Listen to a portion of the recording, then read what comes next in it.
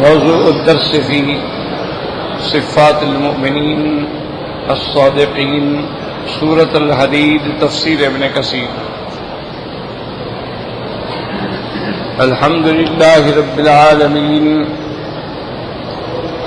والصلاة والسلام على أشرف الأنبياء وسيد المرسلين سيدنا محمد وعلى آله وأصحابه أجمعين. اللهم صل على سيدنا محمد وعلى آل سيدنا محمد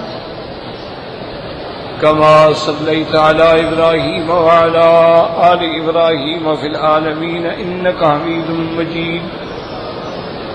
أعوذ بالله من الشيطان الرجيم. بسم الله الرحمن الرحيم. إن المصدقين والمصدقات وأقرضوا الله قرضا حسنا يضاعف لهم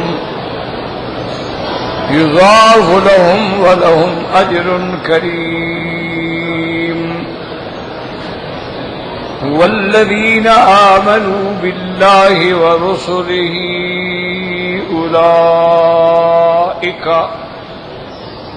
أولئك هم الصديقون والشهداء عند ربهم لهم أجرهم ونورهم. والذين كفروا وكذبوا بآياتنا أولئك أصحاب الجحيم. اللہ تبارک و تعالی نے کلام مقدس کی ان آیات مبارکہ میں جو سورۃ الہود کی آیات ہیں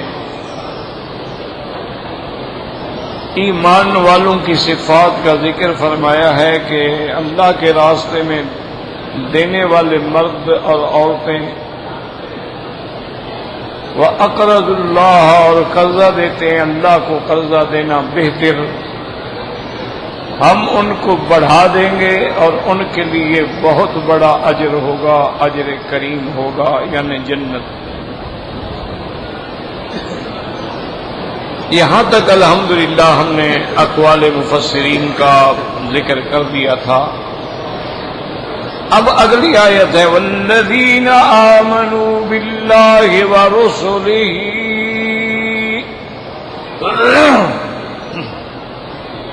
تو اس آیت کو سمجھیں کہ یہ خطاب تو ہے مومنین کو یعنی امت محمد مصطفیٰ صلی اللہ علیہ وسلم۔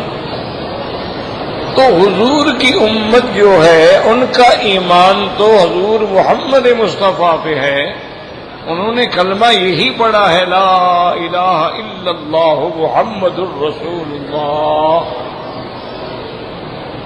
نشہد ان لا الہ الا اللہ وحدہ لا شریک لہ وَنَشْهَدُ أَنَّ مُحَمَّدًا عَبْدُهُ وَرَسُولُهُ۔ لیکن یہاں لفظ جمع کا ہے جو ایمان لائے اللہ پر اور رسولوں پر۔ یہاں اللہ نے یہ نہیں فرمایا ہے کہ وَرَسُولِهِ، لیکن اس سے پہلے آپ نے آیات پڑھی ہیں، اسی سورت مبارک میں بھی آپ نے پڑھی ہے ماشاءاللہ کہ اللہ تبارک و تعالی نے ذکر فرمایا تھا مومنین کا کہ آمنوا باللہ ورسولہ، اسی صورت میں آپ نے پڑھا ہے کہ جو ایمان لائے اللہ پر اور اللہ کے رسول یعنی حضرت محمد مصطفیٰ صلی اللہ علیہ وسلم، جب نام آئے نا تو درود شریف پڑھا کریں، اور درود شریف نہ پڑھ سکیں تو کم از کم صلی اللہ علیہ وسلم۔ گو مختصر ہے لیکن دونوں سرے آ جاتے ہیں، صلاۃ کا بھی اور سلام کا۔ تو وہاں یہ آیت واضح ہے، بڑی کھلی ہوئی ہے کہ الذی آمنوا باللہ ورسولہ، ایمان لاؤ اللہ پر اس کے رسول پر، وَأَنفِقُوا مِمَّا جَعَلَكُمْ مُسْتَخْلَفِينَ فِيهِ، اور اللہ نے جس مال میں تمہیں خلیفہ بنایا اس سے خرچ کرو۔ تو وہاں لفظ ہے ورسولہ اور یہاں لفظ ہے ورسلہ. تو رسولہ جو ہے یہ جمع کا صیغہ ہے کہ تمام رسولوں پر. تو پہلے تو اس مسئلے کو سمجھ لیں کہ رسول اور نبی میں کیا فرق ہوتا ہے. کیونکہ کئی مقام پہ اللہ تبارک و تعالی نے میرے محبوب کو خطاب فرمایا ہے یا ایھا النبی جاہد الکفار یا ایھا النبی لم تحرم ما احل اللہ لک. اور کہیں اللہ تبارک و تعالی نے فرمایا کہ یا ایھا الرسول بلغ ما انزل الیک. تو یاد رکھیں کہ رسول وہ ہوتا ہے جو صاحب شریعت ہو، صاحب کتاب ہو. اس کی آسان مثال آپ کے سمجھنے کے لیے ہے کہ سیدنا موسیٰ علیہ السلام رسول ہے، سیدنا ہارون علیہ السلام نبی ہیں لیکن رسول نہیں ہیں. چونکہ موسیٰ علیہ السلام صاحب شریعت ہیں، صاحب کتاب ہیں. ہارون علیہ السلام تو اسی شریعت پہ تابع ہیں. تو لہذا رسول وہ ہوتا ہے جو صاحب شریعت ہو، اور نبی وہ ہوتا ہے اللہ نے اس کو اپنی نبوت کے لیے چن لیا، اس پہ اللہ نے وحی کی، لیکن اس کے پاس مستقل شریعت نہیں ہوتی، وہ سابقہ انبیاء کی شریعت پہ چل رہا ہوتا ہے.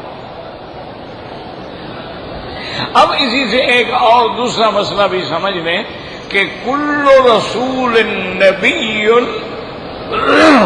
ولا یکون بالعکس. کیا مانا؟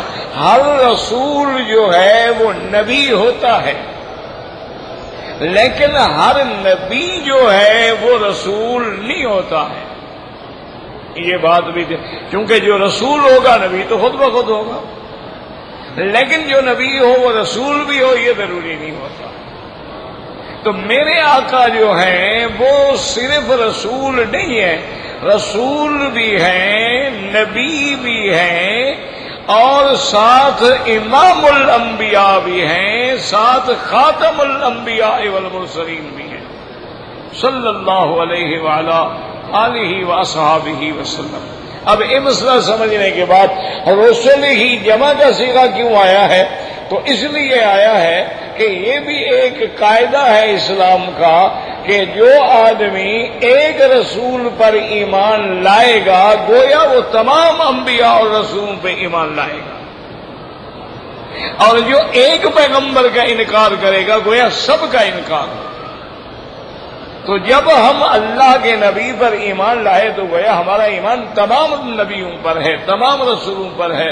آمن الرسول بما انزل الیہ من ربہ والمؤمنون کل آمن باللہ وملائکتہ وکتبہ ورسلہ لا نفرق بین احد من رسلہ. ہم ایسا نہیں کرتے ہیں کہ موسیٰ علیہ السلام پر ایمان ہو اور عیسیٰ علیہ السلام کا انکار کر دیں، عیسیٰ علیہ السلام پر ایمان ہو اور موسیٰ علیہ السلام کا انکار کر دیں. نا، ہمارا حضور پر بھی ایمان اور حضرت آدم سے لے کر تا سیدنا محمد مصطفیٰ علیہ الصلاۃ والتسلیم پر ایمان ہے.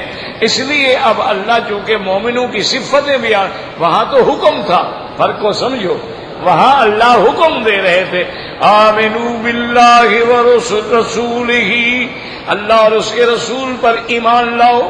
اطیعوا اللہ واطیعوا الرسول، اللہ کے رسول کی اطاعت کرو. من یطع الرسول فقد اطاع اللہ، وہاں تو حکم ہے.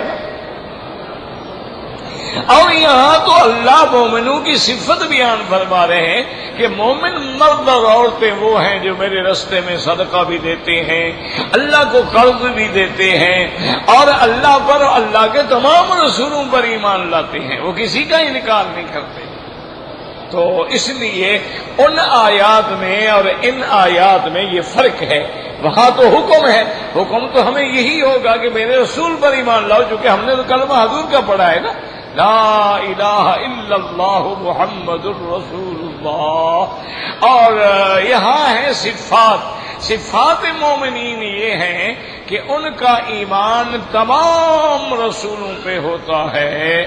اللہ تبارک و تعالی نے جتنے پیغمبر بھیجے ہیں، اور یہ بھی یاد رکھ لو، یہ جو مشہور ہے کہ 1,24,000 پیغمبر، اس پر نہ تو کوئی قرآن کی آیت ہے اور نہ کوئی حدیث صحیح ہے، ایسے مشہور ہے، لیکن روایات اسرائیلیہ میں سے ہے، سابقہ کتابوں کی روایات ہیں، اور سابقہ کتابوں کی روایات پر اعتماد نہیں ہوتا، کیوں؟ انہوں نے تو تورات بدل ڈالی، تورات میں تحریف کر دی، انہوں نے انجیل بدل ڈالا، یعنی آج وہ جرأت کر کے یہ نہیں کہہ سکتے کہ یہ وہی تورات ہے، آج کوئی عیسائی جرأت کر کے یہ نہیں کہہ سکتا کہ یہ وہی انجیل ہے جو موسیٰ حضرت عیسیٰ علیہ السلام پہ اترا تھا، یہ صرف شان ایمان والوں کی ہے، وہ کہہ سکتے ہیں یہ وہی قرآن ہے جو محمد مصطفیٰ پہ اترا صلی اللہ علیہ وعلی آلہ واصحابہ وسلم۔ اس لیے فرمایا اس مقام پر کہ والذین آمنوا باللہ ورسلہ اولئک هم الصدیقون والشہداء عند ربہم۔ یاد رکھیں کہ اس آیت میں 3 لفظ ہیں، اس آیت مبارکہ میں ایک لفظ ہے مصدقین، اور ایک لفظ ہے صدیقین، اور ایک لفظ ہے شہداء، 3 لفظ ہیں۔ تو ان کو سمجھیں کہ صدیقین میں اور مصدقین میں، اسی لیے میں نے کل عرض کیا تھا کہ مصدقین کا معنی اللہ کے راستے میں صدقہ دینے والے، اگر ہم اس کا معنی کریں تصدیق کرنے والے تو پھر صدیقین تو یہاں آ گیا، تو پھر تکرار آتا تھا ترجمے میں، تو اس لیے اس کا معنی ہوگا خیرات دینے والے، اس کا معنی ہوگا تصدیق کرنے والے، اللہ کے انبیاء، اللہ کے احکام، اللہ کے شرائع تمام کی تصدیق کرنے والے جو ہیں وہ صدیقین ہیں۔ اب بعض علماء یہ فرماتے ہیں کہ یاد رکھو، وہ کہتے ہیں کہ پہلا درجہ جو ہے وہ تو نبوت ہے، نبوت کے بعد جو درجہ ہے وہ صدیقیت ہے، اور اس کے بعد جو درجہ ہے وہ شہداء ہے، اس کے بعد جو درجہ ہے وہ صالحین ہے۔ کیوں؟ اللہ نے قرآن میں خود فرمایا وَمَن يُطِعِ اللَّهَ وَالرَّسُولَ فَأُولَئِكَ مَعَ الَّذِينَ أَنْعَمَ اللَّهُ عَلَيْهِم مِّنَ النَّبِيِّينَ، پہلا درجہ، وَالصِّدِّيقِينَ دوسرا درجہ، وَالشُّهَدَاء تیسرا درجہ، وَالصَّالِحِينَ چوتھا درجہ۔ تو علماء یہ کہتے ہیں کہ یہاں بھی صدیقین سے مراد وہ اعلیٰ درجہ ہے، اور سب سے بڑا اس امت کا جو صدیق ہے وہ سیدنا ابی بکر صدیق ہے رضی اللہ تعالی عنہ، کیونکہ سیدنا ابو بکر کا صدق جو ہے وہ قرآن سے بھی ثابت ہے، والذی جاء بالصدق وصدق به، قرآن نے فرمایا والذی جاء بالصدق یعنی محمد صلی اللہ علیہ وسلم، وصدق به کون؟ وہ حضرت ابو بکر، جس نے تصدیق کی، اور سب سے پہلے رجال میں تصدیق کرنے والے جو ہیں وہ حضرت ابو بکر ہیں۔ اصل میں ایک بات یاد رکھیں، اللہ تبارک و تعالی بعض آدمیوں کو بڑی فہم دیتے ہیں، عقل دیتے ہیں۔ جب ہم سیدنا ابو بکر پہ اور سیدہ خدیجہ پہ نظر ڈالتے ہیں، حضور کی نبوت سے پہلے ان کو حضور کے شان کے بارے میں اندازہ ہو گیا۔ یاد رکھیں، سیدہ خدیجہ کو بھی یعنی حضور کی عظمت شان جو ہے اس کا اندازہ جو ہے وہ حضور پاک کے نبوت کے اعلان سے بہت پہلے ہو گیا۔ اسی لیے بی بی خدیجہ نے اپنے سوچ کے لیے، سمجھ کے لیے، دیکھیں نا تاجر جو ہوگا تو وہ اپنی تجارت کے انداز میں امتحان لے گا، اگر عالم ہوگا تو وہ علم کے انداز میں امتحان لے گا، اگر کوئی پہلوان ہوگا تو کشتی کے ذریعے امتحان لے گا۔ سب کے امتحان کے الگ طریقے ہیں نا۔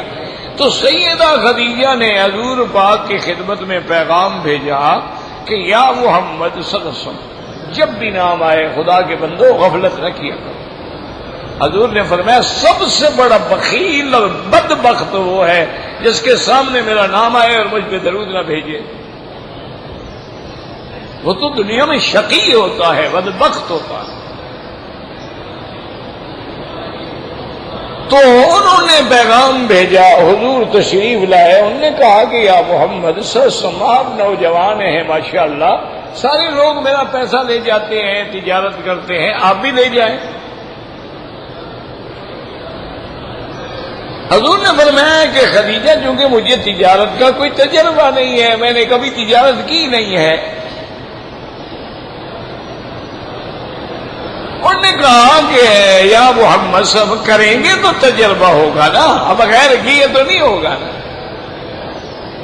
میں آپ کو اپنا غلام بھی ساتھ دیتی ہوں، وہ آپ کو سکھائے گا۔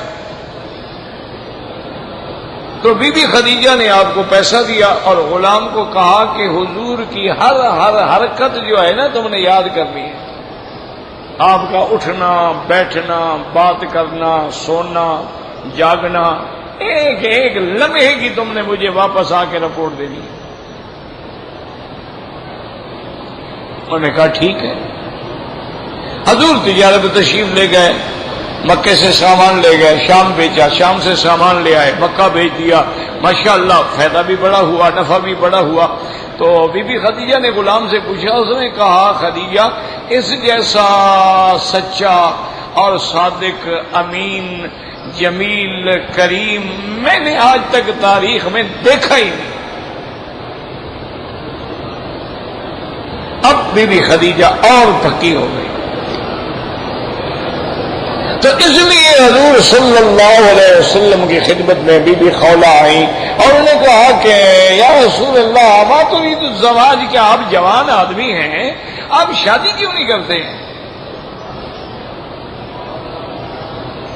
آپ 25 سال عمر ہے، آپ کی عین شباب ہے، عنفوان شباب ہے، اور یہی دن تو شادی کے ہوتے ہیں، آپ شادی کیوں نہیں کرتے؟ انہوں نے فرمایا بی بی کیسے شادی کروں، میرے پاس کوئی مال ہے کہ میں شادی کروں؟ اور اگر مال نہ ہو، گھر نہ ہو، پھر میری تربیت عبد المطلب نے کی، اس کے بعد ابی طالب نے کی، میرا تو کوئی ذاتی گھر ہی نہیں ہے، والد فوت ہو گئے، والدہ فوت ہو گئی، مجھے کون رشتہ دے گا؟ تو اس بی بی نے ذہناً تیار کیا، اس کے بعد کہا حل تريد زواج خدیجہ تھا، کیا محمد مصطفیٰ صلی اللہ علیہ وسلم، عورت تو بڑی عمر کی ہے لیکن بڑی شان والی ہے مکے میں، تو آپ کو رغبت ہے اگر خدیجہ سے آپ کا نکاح ہو جائے؟ آپ ہنس پڑے، آپ نے فرمایا کمال کی بات کرتی ہو، خدیجہ میرے ساتھ نکاح کرے گی؟ میں فقیر اور وہ غنی ہے، پورے مکے کی سب سے بڑی تاجرہ ہے۔ اس نے کہا حضور یہ بات نہیں، بات یہ ہے کہ اگر وہ نکاح کرے تو آپ کریں گے؟ آپ نے فرمایا بالکل کروں گا۔ نے کہا اسی نے تو مجھے بھیجا ہے آپ کے پاس۔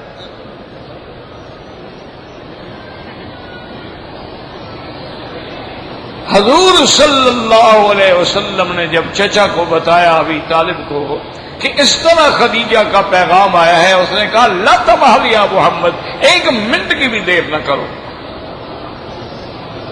کیونکہ ابو طالب بھی سمجھتے تھے کہ آنے والے دنوں میں محمد مصطفیٰ کی کوئی نرالی شان ہوگی اور اس کے لیے حضور کو مال و دولت کی بھی ضرورت ہوگی۔ اور اس نے کہا بالکل دیر نہ کریں، اور ابھی میں بلاتا ہوں قریش مکہ کو، ابھی چلتے ہیں خدیجہ کے گھر میں۔ ابھی طالب خطبہ ابھی طالب نے پڑھا نکاح کا۔ اللہ کو مانتے تھے، یہ تو نہیں ہے کہ وہ بس شریک کرتے تھے بتوں کو، ورنہ تو خدا کو مانتے تھے، طواف کرتے تھے، حج کرتے تھے۔ اور اگر وہ خطبہ کبھی زندگی رہی تو میں بتاؤں گا، وہ خطبہ اتنا عجیب خطبہ ہے نا ابی طالب کا، کہ کس انداز میں اس نے حضرت محمد مصطفیٰ کی شان بیان کی، وہ انداز ہی نرالا ہے۔ آج تک کوئی سیرت نگار ایسی بات نہیں کہہ سکا۔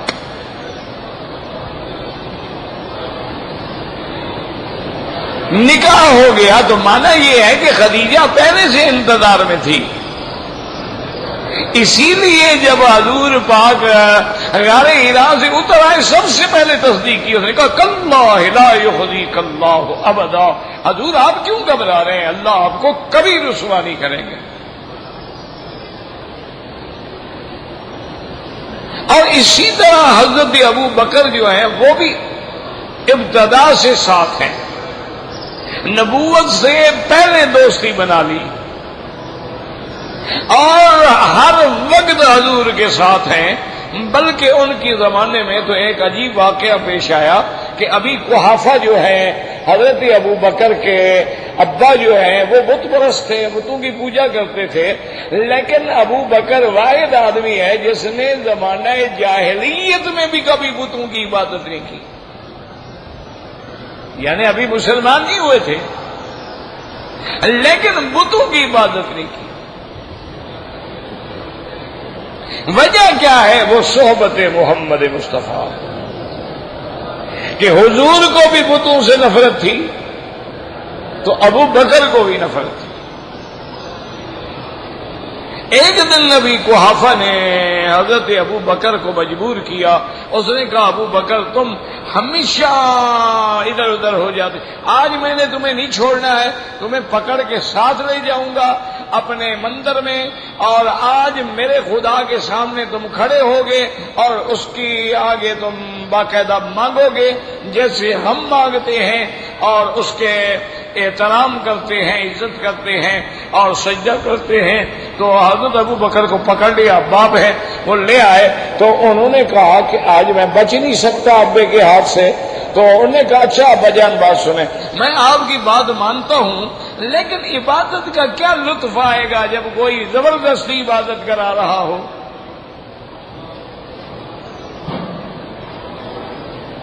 تو نے کہا کیا مطلب؟ انہوں نے کہا آپ جائیں، بس میں آج کروں گا،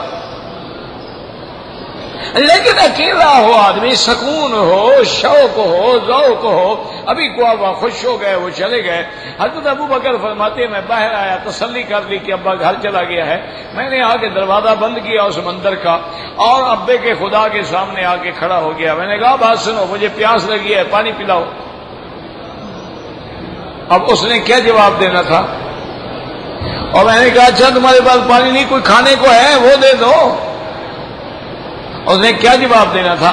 کہتے ہیں پھر میں باہر گیا، اتنا بڑا پتھر اٹھا کے، جوان آدمی تھا، طاقت تھی، پتھر اٹھا کے لے آیا۔ میں نے کہا بات سنو، ہے میرے باپ کے خدا، پانی بھی نہیں دیتے ہو، روٹی بھی نہیں دیتے، اچھے خدا ہو، چلو اب میں تمہیں مارتا ہوں، اپنے آپ کو تو بچاؤ۔ اور پتھر مار کے ریزہ ریزہ کر دیا۔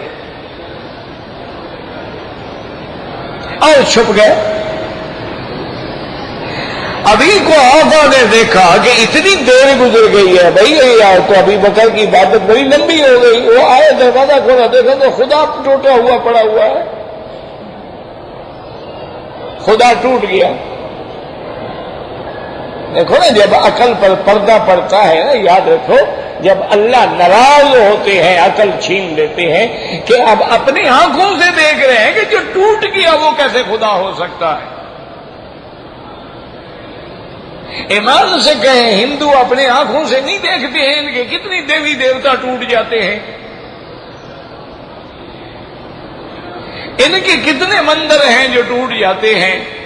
شیعہ اپنے آنکھوں سے نہیں دیکھتے کہ ہم تعبیہ بناتے ہیں اس کو جا کے کربلا میں دفن کر دیتے ہیں, سارا سال پڑے ٹوٹ پھوٹ جاتا ہے, پہلے اس سے ہم منتیں مان رہے ہیں.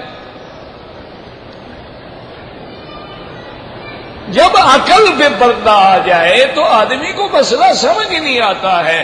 کیا مسلمان نہیں دیکھتے ہیں کہ جن کو ہم نے جنازہ پڑھ کے قبر میں خود دفنایا ہے اب وہ ہمارے حاجت روا کیسے بن گئے ہیں؟ مسلمانوں کا عقل کہاں ہے؟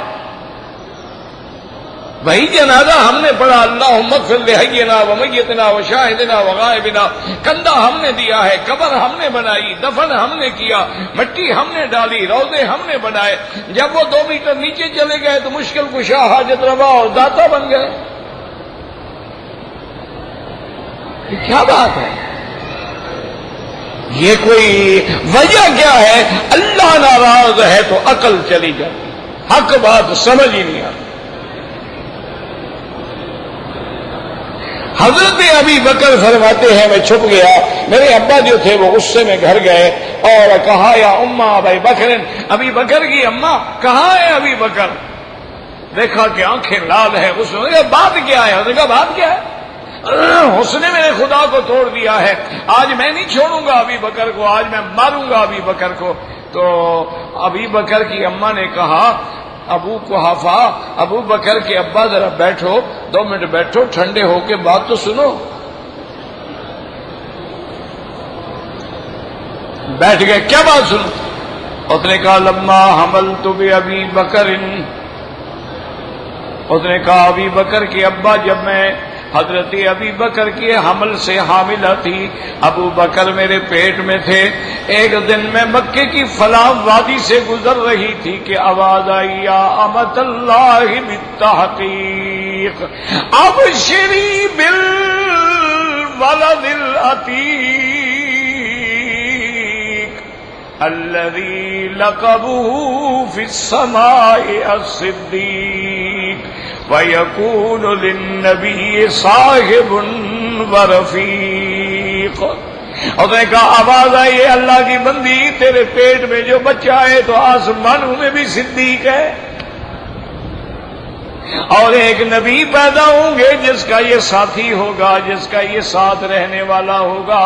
اور نے کہا ابھی قحافہ ان لابنی ھذا لشان, اس دن کے بعد میں نے کسی کو نہیں بتایا, لیکن میں جانتی ہوں کہ میرے بیٹے کو اللہ کوئی عظمت دیں گے, لہذا ابو بکر کو کچھ نہ کہنا, اس کی کوئی شان نرالی ظاہر ہوگی. تو اللہ نے وہ سچ کر دیا کہ والذی جاء بالصدق وصدق بہ, سب سے پہلے تصدیق کرنے والا ابو حضرت علی ایمان لائے لیکن بچے تھے, ابھی سیدہ خدیجہ ایمان لائی لیکن عورت تھی, حضرت زید ایمان لائے لیکن غلام تھے. مرد بھی ہو, عاقل بھی ہو, تاجر بھی ہو, سب سے پہلے تصدیق کرنے والا ابو بکر ہے رضی اللہ. معراج کے قصے میں سب سے پہلے تصدیق کرنے والا ابو بکر ہے. تو اس لیے علماء فرماتے ہیں کہ نبوت کے بعد کا جو درجہ ہے وہ صدیقیت کا درجہ ہے, اور سب سے پہلا صدیق تو ابو بکر ہے, لیکن اور بھی اللہ کے نبی کی امت میں صدیق پیدا ہوں گے. ایک ترجمہ جو ہے یاد رکھو یہ ہے. اور دوسرے علماء فرماتی ہیں کہ نہیں, مومنو هذه الامت الصدیقون, حضرت ابن عباس رضی اللہ تعالیٰ عنہ کا ایک قول ہے کہ حضور کی امت کا ہر مومن جو ہے، جہاں وہ مومن ہے وہاں صدیق بھی ہے۔ وہ فرماتے ہیں کہ یہ لقب جو ہے مخصوص نہیں ہے، بلکہ یہ لقب جو ہے ہر ایمان والا جب مومن ہے تو تصدیق بھی کرے گا، کیونکہ ایمان کی تو تعریف ہی یہی ہے نا، تصدیق بالقلب و اقرار باللسان و عمل بالارکان، تو اس کا تو پہلا مقام ہی تصدیق ہے۔ اس لیے وہ فرماتے ہیں کہ مومن هذه الامت الصدیقون۔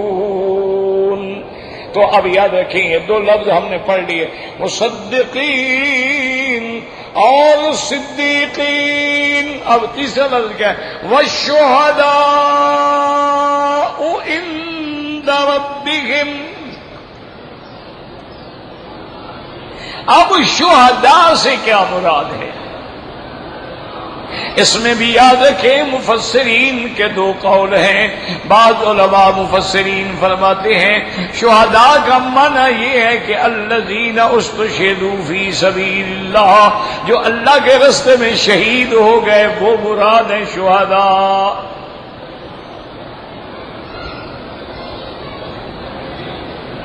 اس لیے وہ کہتے ہیں کہ شہداء کا معنی ہی یہ ہے کہ اللہ کے راستے میں شہید ہونے والا۔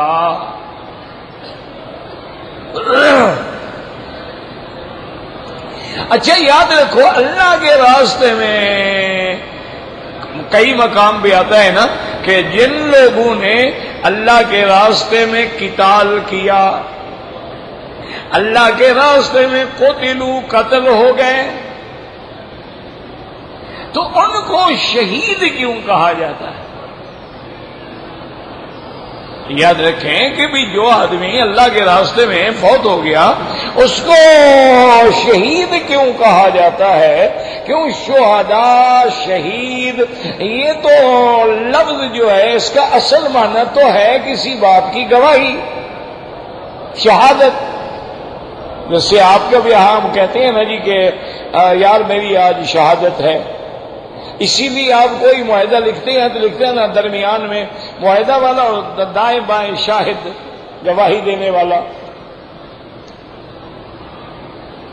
بھئی وہ تو قتل ہو گیا، پھر اس کو شہید کیوں کہا گیا؟ یاد رکھو علماء فرماتے ہیں کہ اس نے بھی اپنی جان اللہ کے راستے میں دے کے گواہی دی کہ محمد کا دین سچا ہے۔ سچا نہ ہوتا تو میں جان دیتا، میرا مولا کی توحید سچ نہ ہوتی تو میں جان دے دیتا۔ یہ جان دینا بھی تو گواہی ہے نا، کہ اپنی جان جو ہے بندہ قربان کر دے، اس سے بڑی کیا گواہی ہوگی؟ انگوٹھا لگانا بات کرنا تو گواہی ہے، لیکن یہ تو سب سے بڑی گواہی ہے نا کہ آدمی اپنی جان قربان کر دے۔ اسی لیے شہداء کا درجہ بھی اتنا اللہ نے اونچا کر دیا ہے کہ فرمایا وَلَا تَقُولُوا لِمَن يُقْتَلُ فِي سَبِيلِ اللَّهِ أَمْوَاتٌ بَلْ أَحْيَاءٌ۔ اللہ نے فرمایا ان کو مردہ نہ کہو، وہ زندہ ہیں، لیکن ان کی زندگی تم سمجھ نہیں سکتے، وہ عالم برزخ ہے۔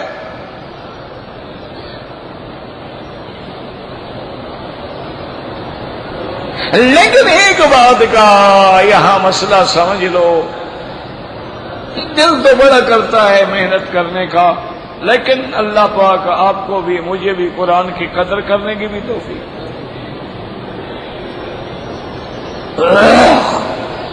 یاد رکھو کہ شہید جو ہو جاتے ہیں وہ اللہ فرماتے ہیں زندہ ہیں، لیکن ان کی بیوی کا نکاح ہو سکتا ہے یا نہیں ہو سکتا؟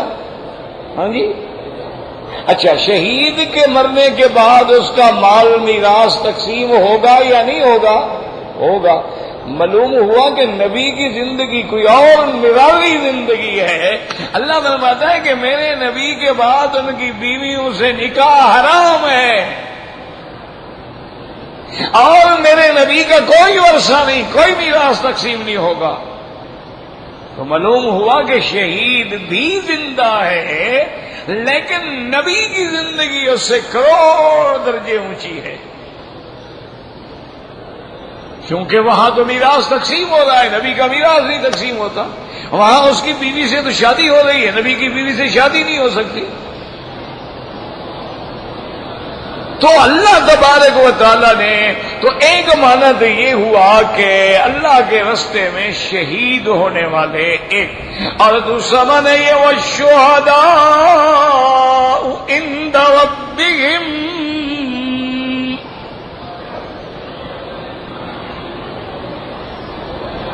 معنی یہ ہے کہ اللہ کی عدالت میں گواہی دینے والے،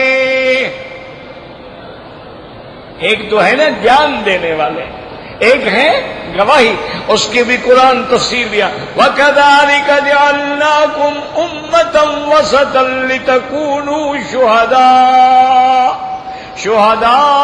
عَلَى النَّاسِ۔ اللہ نے فرمایا امت محمد مصطفیٰ صلی اللہ علیہ وسلم، ہم نے آپ کو سب سے اعلیٰ امت بنایا ہے، اور قیامت والے دن تم تو انبیاء پہ گواہی دو گے، کہ جب قیامت والے دن اللہ تعالیٰ انبیاء سے پوچھیں گے کہ هل ادیتم الامانۃ هل بلغتم الرسالۃ، تم نے پیغام میرا پہنچا دیا، امانت پہنچا دی؟ کہیں گے بالکل اللہ پہنچا دی۔ اللہ فرمائیں گے کوئی گواہ ہے تو امت مصطفیٰ گواہی دے گی، مولا تیرے نبی سچ کہہ رہے ہیں۔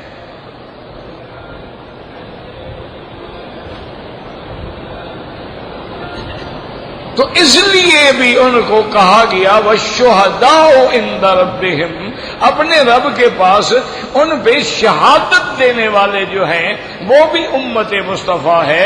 یہ شہداء علی الناس کا جو مرتبہ ملا ہے حضور کی امت کو اور کسی امت کو نہیں ملا، یاد رکھو۔ تو ان کے لیے اللہ فرماتے ہیں کہ پھر ہم نے بہت بڑا اجر بھی رکھا ہے، وَنُورُهُمْ، اور ہم نے ان کے لیے نور بھی رکھا ہے، وہ جو آپ پہلے پڑھ چکے ہیں، نُورُهُمْ يَسْعَىٰ بَيْنَ أَيْدِيهِمْ وَبِأَيْمَانِهِمْ۔ اور اسی سے یہ مسئلہ بھی آپ کا حل ہو گیا انشاءاللہ کہ ہمارے بعض ہماری برادری کے مولوی جو ہیں ماشاءاللہ وہ کہتے ہیں کہ دیکھو جی اللہ پاک نے حضور کو فرمایا ہے کہ شاہدن، گواہی دینے والا، دوسری جگہ اللہ فرماتے ہیں فَكَيْفَ إِذَا جِئْنَا مِنْ كُلِّ أُمَّةٍ بِشَهِيدٍ وَجِئْنَا بِكَ عَلَىٰ هَٰؤُلَاءِ شَهِيدًا۔ میرے محبوب وہ کیسا وقت ہوگا جب ہر امت میں ان کا پیغمبر گواہی دے گا اور آپ سب پہ گواہی دیں گے۔ تو اللہ نے آپ کو شاہد بھی کہا ہے اور شہید بھی کہا ہے،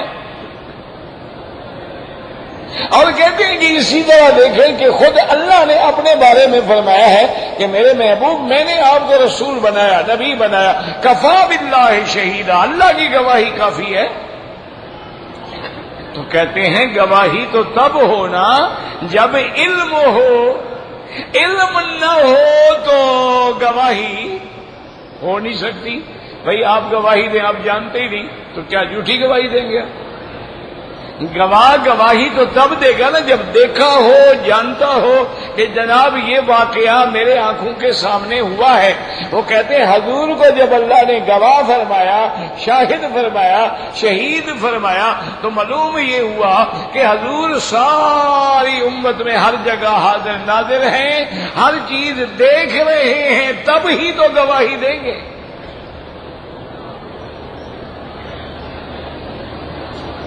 انہوں نے ماشاءاللہ اپنا مسئلہ نکالا ہے امت کو گمراہ کرنے کے لیے۔ اب دیکھیں قرآن کہتے ہیں حضور کی امت گواہی دے گی سب پر، تو حضور کی امت بھی ہر جگہ حاضر ناظر ہو گئی، تو پھر فرق کیا رہا؟ نبی بھی حاضر ناظر، امتی بھی حاضر ناظر، ماشاءاللہ۔ تو یاد رکھو کہ آگے اگر حدیث پڑھ لیتے نہ خود گمراہ ہوتے اور نہ اللہ کی مخلوق کو گمراہ کرتے کہ جب وہ شہادت دے گی حضور کی امت کے تمام انبیاء حق ہیں سچے ہیں تو انبیاء بھی حیران ہوں گے. وہ کہیں گے بھئی تم تو آئے سب سے آخر میں اور ہم سب کے گواہ بنے ہوئے ہو, کیسے گواہی دے رہے ہو؟ انہوں نے کہا ہمیں خبر دی ہے محمد الرسول اللہ نے. تو جب ہمارے نبی نے کہا ہے کہ سارے انبیاء حق ہیں تو آپ کے فرمانے پہ ہم گواہی دے رہے ہیں. آپ کا فرمانا حق ہے, ہمیں دیکھنے کی ضرورت ہی نہیں ہے. اسی طرح حضور جو گواہی دیں گے, اللہ نے آپ کو خبر دی ہے کہ سارے انبیاء ہیں, پھر صرف خبر نہیں دی بلکہ مسجد اقصی میں اور آسمانوں میں ملاقات بھی کرا دی. پھر صرف ملاقات نہیں کرائی, حضور کے پیچھے کھڑے ہو کے ان کو مقتدی بھی بنا دیا. تو اب حضور اگر گواہی دے رہے ہیں تو اس میں حاضر ناظر کا کیا مسئلہ ہے بھائی؟ اللہ ہدایت دے. اور کیا کریں؟ وہ ہمارے استاد تھے, فوت ہو گئے. وہ کہتے تھے مولوی مکی صاحب ہمیں ایسے مولویوں سے پالا پڑا ہے کہ پہلے اہل حق جو تھے وہ پتھر کھا کر بھی حق بیان کرتے تھے, یہ حلوہ کھا کے بھی جھوٹ بولتے ہیں, ہم کدھر جائیں؟ وہ کہتے ہیں مکی صاحب ہمیں تو بڑے عجیب قوم سے پالا پڑ گیا ہے. پہلے علماء ہوتے تھے بیچارے پتھر کھاتے تھے, بھوکے مرتے تھے, سوکھی روٹیاں کھاتے تھے, مسجدوں میں پڑے رہتے تھے, چٹائیوں میں سوتے تھے, لیکن حق بات کہتے تھے. اور ان کو تو حلوے ملتے ہیں, ان کو تو پراٹھے ملتے ہیں, یہ پھر بھی جھوٹ بولتے ہیں.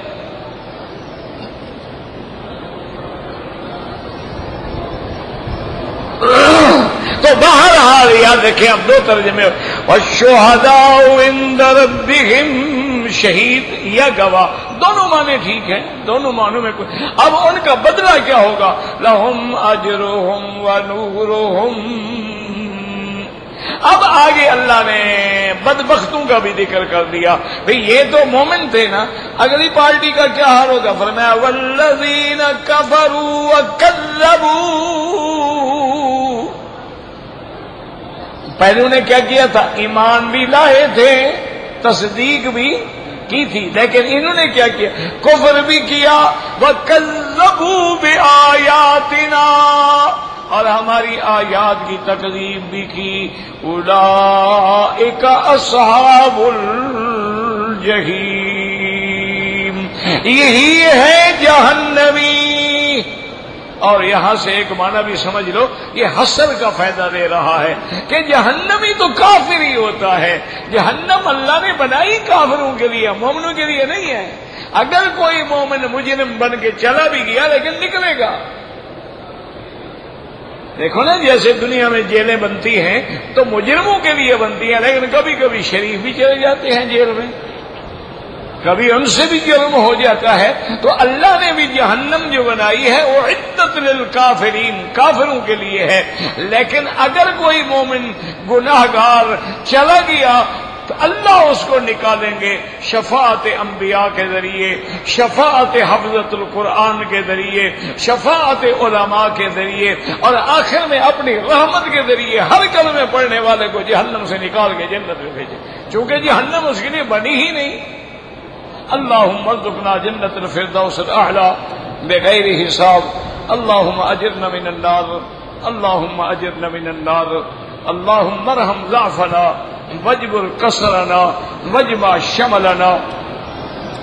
اللہم ارحم موتانا واہد احیانا واستجب دعاءنا ولا تخیب رجاءنا برحمتک یا ارحم الراحمین. واللہ اعلم.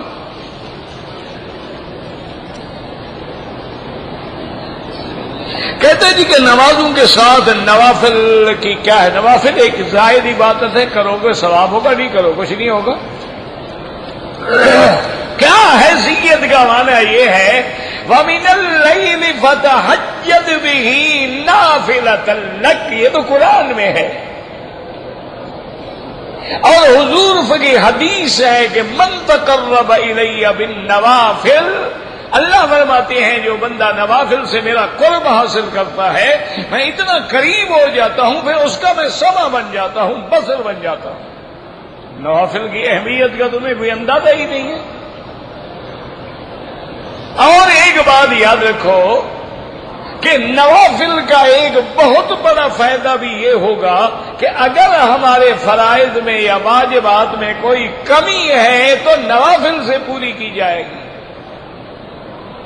اور یہ بھی قاعدہ سمجھ لو، من تہاون بالنوافل حرم عن السنت، جو نفل پڑھنا چھوڑ دے ایک دن اللہ سنت سے محروم کر دیں گے، ومن تہاون بالسنت، جو سنت پڑھنا چھوڑ دے ایک دن اللہ اس کو فرض سے بھی محروم کر دیتے ہیں۔ یہی تو مصیبت ہے نا کہ آج کل ہمارے نوجوان ہیں ماشاءاللہ وہ 2-4 کتابیں پڑھ لیتے ہیں اور اس کے بعد شروع ہو جاتے ہیں ماشاءاللہ، مجتہد بھی خود ہیں اور محدث بھی خود ہیں اور مفسر بھی خود ہیں اور عالم بھی خود ہیں، اور پھر بندوں کو عبادت سے ہٹاتے ہیں۔ کبھی کہیں گے نہیں یار کیا 20 رکعت پڑھتے ہو، 8 رکعت کافی ہے، چلو جناب ٹھیک ہے۔ کبھی کہیں گے ظہر سے پہلے 4 رکعت ثابت ہی نہیں، 2 رکعت پڑھا کرو۔ کبھی کہیں یار نفل کی کیا ضرورت ہے، فرض پڑھو جاؤ گھر، یہ کیا سنت ہے، موقدہ ہے، غیر موقدہ ہے، واجب ہے، غیر۔ اور ایسا ایسا انجام کیا ہوتا ہے، دین سے کہے، ایمان سے کہے، جو بندہ تہجد نہ چھوڑے وہ فرض چھوڑے گا۔ ایک آدمی تہجد بھی نہیں ہے یعنی نفل بھی نہیں چھوڑتا تو اس سے کیا توقع ہو سکتی ہے؟ لیکن اگر ایک چیز تم چھڑا دو گے دوسری اللہ چھڑوا دیں گے۔ بھائی عمرہ جو ہے اگر والدین کے لیے یا اپنے اقارب رشتہ دار جو فوت ہو گئے ہیں ان کے لیے حج بدل بھی ہو سکتا ہے، عمرہ بھی ہو سکتا ہے، لیکن کوئی زندہ ہے اس کے لیے دعا کرو اللہ اس کو نصیب کرے۔ میں نے عمرہ کیا، حلق نہیں کرایا، مشین پھروا دی، کوئی بات نہیں۔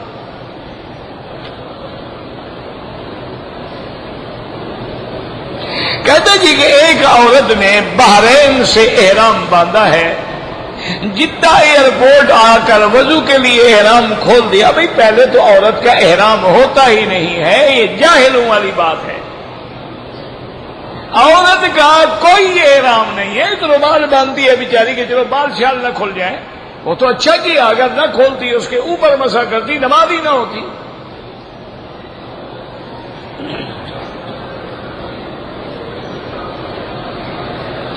جو آدمی امام کے ساتھ سلام پھیرتا ہے، یاد رکھو اس میں 2 قول ہیں۔ بعض فقہا فرماتے ہیں کہ جب امام کہے السلام علیکم ورحمۃ اللہ، ایک طرف سلام مکمل گئے، اب تم سلام کرو۔ اور بعض فقہا کہتے ہیں کہ نہیں، تم بیٹھے رہو، السلام علیکم ورحمۃ اللہ، السلام علیکم ورحمۃ اللہ۔ جب امام دونوں طرف سلام پھیر دے تو اب تم سلام پھیرو، تاکہ کہیں ایسا نہ ہو کہ امام کے سلام سے تمہارا سلام پہلے ہو جائے، نماز ہی نہیں ہوگی۔ بہرحال ایک سلام پھیرنے کے بعد بھی آپ سلام پھیر سکتے ہیں۔ یہ جو ہمارے لوگوں نے بنا رکھا ہے کہ امام کے ساتھ ہی گردن پھیرتے چلے جاؤ، یہ تو بالکل ناجائز ہے۔ اور ہمارے حضرات نے ماشاءاللہ ابھی امام کہتے ہیں السلام علیکم ورحمۃ اللہ، وہ حجر اسود پہ بھی پہنچ جاتے ہیں، پتہ انہوں نے کب سلام پھیرا ہے۔ فرض برباد ہے، بوسہ دینے جا رہا ہے۔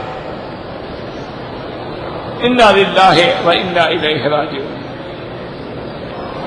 رکوع سجدے میں بھی امام پہلے رکوع میں جائے، تم بعد میں جاؤ گے، ساتھ کیا مانا؟ اذا رکع فرکعوا۔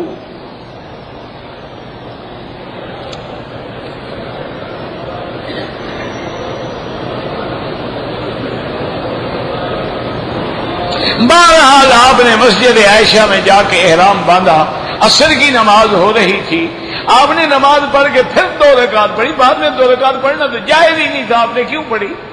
جب نماز ہو گئی اسی وقت کہہ دیتے لبیک اللہم لبیک، بس بات ختم، 2 رکعت کی کیا ضرورت، نماز تو ہو گئی۔ اور عصر کے بعد تو نماز جائز نہیں۔ حرم میں تو چلو گنجائش ہے، بعض علماء کے نزدیک ہے، طاہر تو کسی کے نزدیک بھی جائز نہیں۔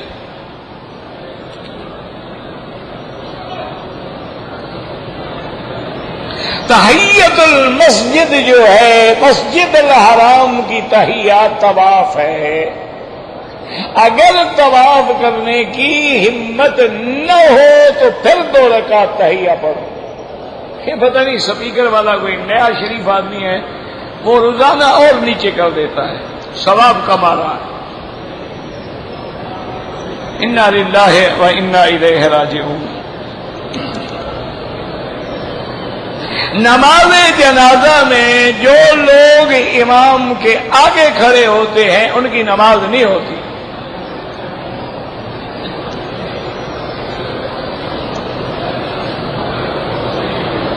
میری اولاد نہیں ہوئی ہے، میں حضور کے روضے پر جا کے حضور سے کہہ سکتا ہوں کہ مجھے اولاد دیں؟ یہی تو شرک ہے.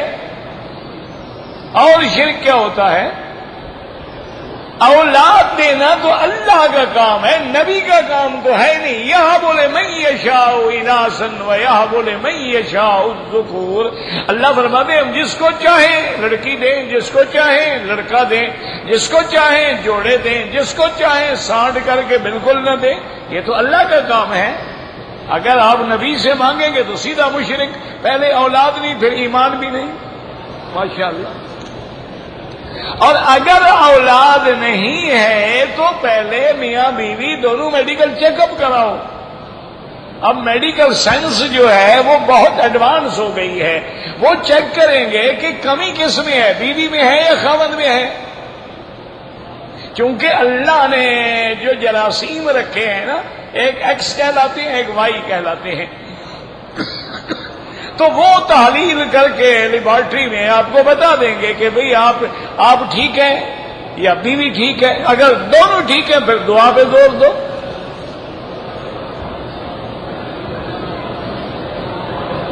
عورت اپنی داڑھی کے بال کاٹ سکتی ہے. عورت کی پہلے تو داڑھی ہوتی نہیں، تمہارے ملک میں ہوگی؟ ہوتی ہے. اچھا یہ جن کی داڑھی نہیں ہے ان کو مرد کہلانے کا حق ہے؟ نہیں، آپ فیصلہ کریں. ہم تو نہیں کہتے نا، مولوی کی بات سے تو سب چڑھتے ہیں نا.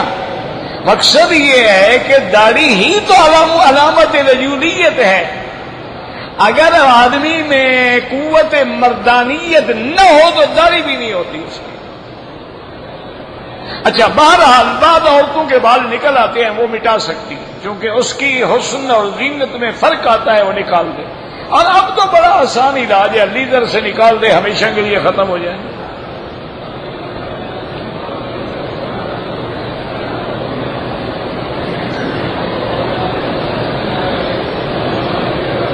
کہتے جی کہ آدمی نے 42 آدمیوں کو عمرے کے لیے روانہ کیا. بالکل، آپ کو بھی عمرے کا ثواب ملے گا، اس کو بھی اللہ ہر آدمی کے عمرے کا ثواب دیں گے. عصر کے بعد طواف کریں. افضل یہ ہے، بہتر یہ ہے کہ 2 رکعت مغرب کے بعد پڑھو. لیکن اگر مجبوری ہو تو بعض ائمہ کے نزدیک عصر کے بعد بھی جائز ہے. اگر عدالت سے تنسیخ ہو جائے تو نکاح ختم ہو جائے گا؟ بالکل نہیں ہوگا، کیونکہ عدالت میں اگر قانون ہے انگریز کا، لارڈ نکالے کا، تو بالکل نہیں ہوگا. اگر قانون ہے شریعت محمد مصطفیٰ کا تو پھر قاضی اس سے بلا کے طلاق دے گا. اگر وہ نہیں دے گا تو فسخ کرے گا. یہ جو آپ کے یہاں قانون ہے اس میں تو طلاق نہیں ہوتی. ماشاءاللہ. حضور پاک نے پہلا دعوت کہاں سے دیا تھا؟ مکے سے، جبل صفا سے. کہتے جی کہ ائمہ اربعہ جب سارے حق پہ ہیں تو ہم کبھی کسی ایک امام کا کبھی دوسرے کا، انشاءاللہ 2 کشتیوں پہ پاؤں رکھو گے تو غرق ہی ہو جاؤ گے انشاءاللہ. باپ ایک بنانا ہوتا ہے، 2 باپ نہیں ہوتے.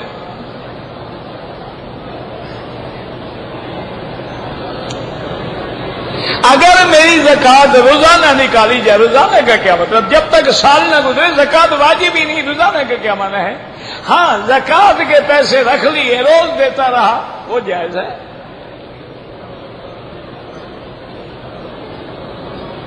میرے اوپر بینک کا قرضہ ہے، میں عمرے پہ آیا، عمرہ تو ہو جائے گا لیکن بینک کی لعنت سے اپنے آپ کو چھڑاؤ. ہر طواف کے بعد 2 رکعت امام ابو حنیفہ رحمۃ اللہ علیہ کے نزدیک تو واجب ہے، باقی ائمہ کے نزدیک سنت ہے۔ اگر مجھے کبھی نماز پڑھانا پڑے تو کیا نیت کریں گے؟ جیسی یہی نیت کرو گے کہ میں نماز پڑھا رہا ہوں، امام ہوں، بس، اور کیا نیت کرو گے؟ میں نے بیٹی کا نام اروا رکھا ہے، ٹھیک ہے،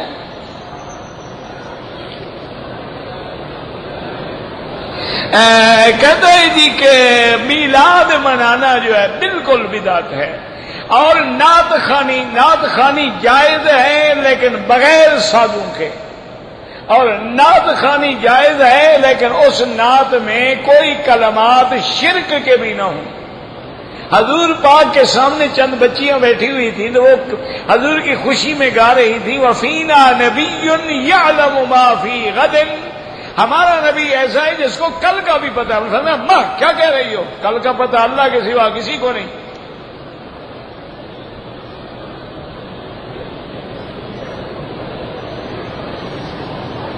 بابا جو زندہ ہیں ان کے لیے دعا کرو، ان کے لیے کیا عمرہ کرو گے؟ اگر ایک آدمی نے طواف کیا، صفا مروہ دوڑا، بال نہیں کٹائے اور احرام کھول دیا، جب تک بال نہیں کٹائے گا وہ احرام میں ہے۔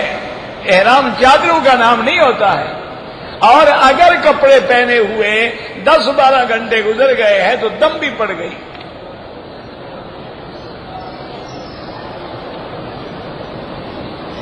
میں نے طواف بھی کیا، صفا بھی کی، میرے پاؤں میں تکلیف ہے، میں نے جوتے پہنے، کوئی حرج نہیں۔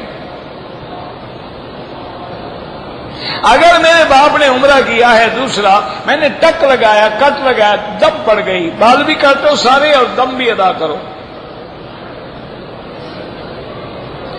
قران اور تمتع کی بکری ذوالحجہ کے 2-3 تاریخ میں ذبح کر کے خود کھایا جو ہے ایک حصہ کھا سکتے ہو، اور 2-3 ذوالحج کو تو حرام ہے، وہ تو بکری ہوگی 10 کے بعد۔ وہ گوشت تم نے کھا لیا، وہ تمتع کی بکری نہیں ہے۔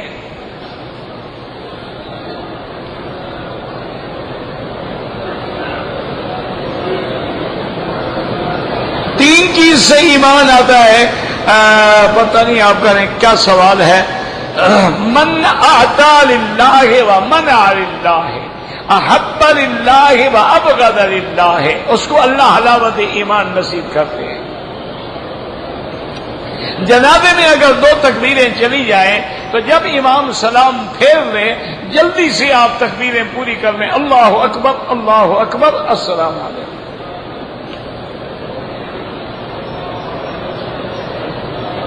اگر کسی نے عمرے کا طواف جو ہے رکن یمانی سے شروع کیا، وہ طواف ہوا ہی نہیں، فوراً طواف لوٹاؤ، ورنہ دم بڑی کہ عمرہ بھی برباد۔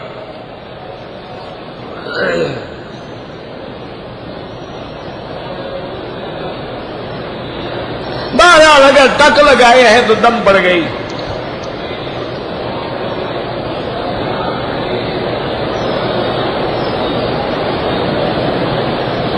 اگر ایک آدمی نے رمضان میں روزے کی حالت میں بیوی سے جماع کیا ہے تو بہرحال یا تو اپنا 2 مہینے کے روزے رکھے لگاتار، یا 60 مسکینوں کو کھانا کھلائے۔